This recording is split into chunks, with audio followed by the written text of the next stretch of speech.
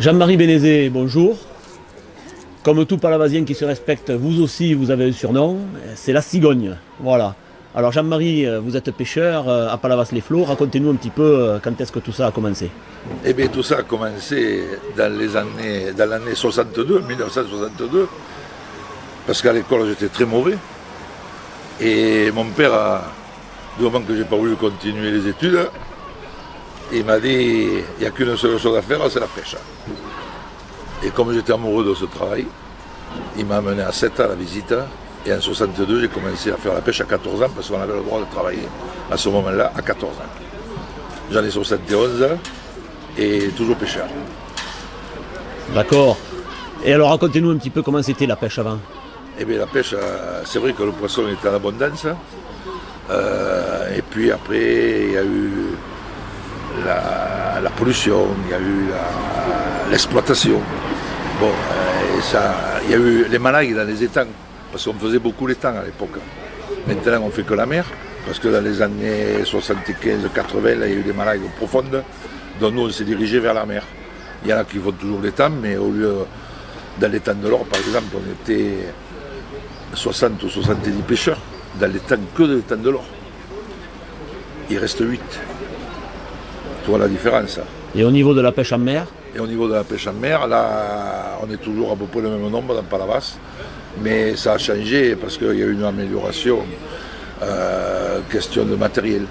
Bon, la pêche a diminué, mais on allonge un petit peu plus de matériel, un peu plus de filet. Ça fait que un compense l'autre. Voilà. En termes de quantité de poissons, on m'a dit que la mairie de Palavas avait fait des efforts, notamment avec la création d'une réserve marine de la côte palavasienne. Expliquez-nous ce que c'est. La réserve marine, heureusement que c'est rare, mais c'est comme ça, c'est les pêcheurs qui l'ont voulu, à Palavas, avec la prud'homie. Donc la prud'homie, ils se sont mis là, et avec la pêche, ils ont réussi, au bout de 2 ou 3 ans, ça a été long, parce que tu avais les clubs de plongée qui étaient contre tout ça, là, quand même. Hein.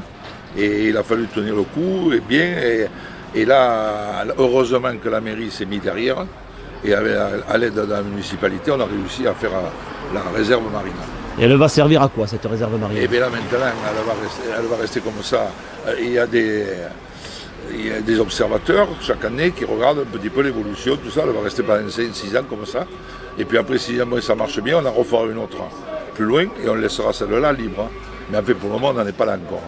On en est qu'au moment des observations. Vous m'avez parlé de la prud'homie qui a bien poussé pour que cette action se réalise. Expliquez-nous ce que c'est que la prud'homie. Eh bien, la prud'homie, moi le premier, j'ai été prud'homme dans le temps. La prud'homie, chaque année, chaque 2 ou 3 ans, les pêcheurs de Palavas se réunissent et ils élisent le prud'homme major, ils élisent 3 ou 4 prud'hommes. C'est eux qui règlent les affaires dans les étangs et la mer à Palavas. Autrement dit, s'il y a une affaire entre 2 pêcheurs, c'est eux qui la règle. Voilà. D'accord. Il y a souvent des affaires entre pêcheurs? Et des fois ça arrive, oui. Il y en a qui placent les filets où il ne faut pas. Parce que chaque année, on tire au poste dans les étangs. Et manque de peau, des fois, la nuit, il y a des pêcheurs qui vont dans des postes qui ne sont pas eux. Donc, il y a un petit peu litige là, et la prud'homie dirige tout ça, et c'est elle qui met les règles. D'accord. Voilà.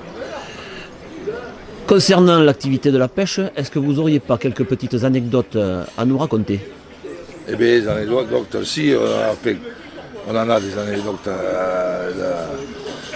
Par exemple, si tu rentres dans la cabine de mon bateau, c'est pas une cabine de pêche, tu vas croire rentrer dans une église.